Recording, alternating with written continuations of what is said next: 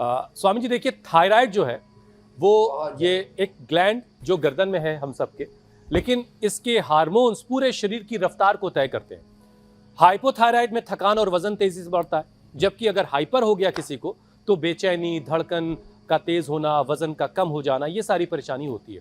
तो स्वामी जी, गर्दन के इस जो नेक वाला जो हिस्सा है, गर्दन का ये हिस्सा जहां पर थायराइड ग्लैंड होती है, इसको सहज रखने के लिए, प्रॉपर रखने के लिए और शरीर को रिलैक्स करने के लिए कौन कौन से आसन हो सकते हैं? गर्दन के लिए क्या आसन है स्वामी जी? देखो, सबसे पहले तो ये कर लो, कोई भी कर सकता है। थायराइड चाहे हाइपो हो या हाइपर, तो हाइपो हो गया था हमारे भाई मनोज को, ये पहुंच गया था 116। हाँ, तो वजन 100 किलो से ऊपर पहुंच गया था ना। हाँ, और वजन बढ़ता है हाइपो में, हाइपर में घटता है, और यो क्या करता है, न घटने देता न बढ़ने देता। समत्वम योग उच्यते, ऐसे। और देखो तो हमारी एक 90 साल की, एक 88 साल की मैया, ये बड़ी जोरदार मैया है भाई, एक बार इनके लिए जोरदार ताली बजाओ भाई। और देखो पूर्ण स्वस्थ हैं। लोग कहते थे बुढ़ापे में कोई लड़का का, कोई लड़की का, कोई लकड़ी का, कोई दवाई का, कोई इधर उधर की दुनियादारी का सहारा ढूंढता है तू किसका सहारा। वो गुरु, वो हरि, वो ईश्वर। देखो, जिसका चित्त शुद्ध है ना, वो कभी भी अकेला होता ही नहीं है। तो एक तो ये, एक ये ऐसे, एक ये गर्दन के लिए एक्सरसाइज, फिर सर्वांगासन, हलासन अभी हम कर ही रहे थे। ये गर्दन के लिए, थायराइड के लिए जो ये अभ्यास कर लेंगे, फिर ये किए ये गले के लिए, थायराइड के लिए सिंहासन, ये ऊंचाई होल्ड करके ऐसे आधा से 1 मिनट सांस रोक के रखना, फिर दाएं को बंद करके बाएं से छोड़ना, फिर ये सर्वांगासन, ये हलासन,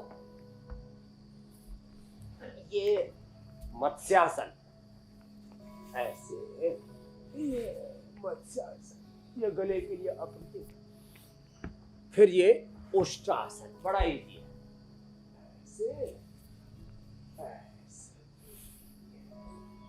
फिर आप कहोगे ये चौसा आम ऊपर लटक रहा है, चौसा, लंगड़ा, दशहरी, और फिर कई सौ प्रकार की वैरायटी हमारे यहाँ। तो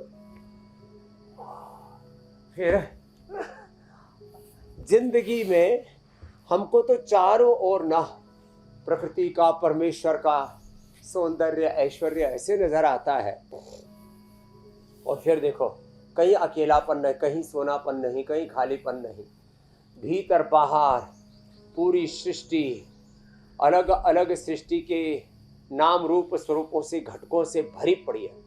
जितना दृष्ट है उससे अनंत गुण इस ब्रह्मांड में अदृष्ट अमूर्त एक ओंकार ब्रह्म तत्व हो, खुदा वल्लम, ऑलमाइटी गॉड, वाहिगुरु अकाल पुरुष परमात्मा सृष्टि के कण कण में बसा हुआ, रमा हुआ है। तो कहाँ आदमी अकेला है?